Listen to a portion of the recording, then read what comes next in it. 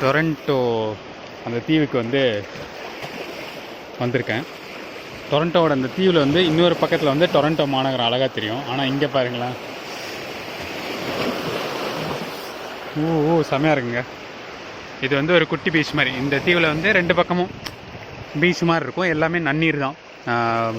இது லேக் ஒன்டாரியோ அப்படிங்கிற ஒரு ஏரி. இது ஒரு மிகப்பெரிய ஏரின்னு வச்சுக்கோங்களேன்.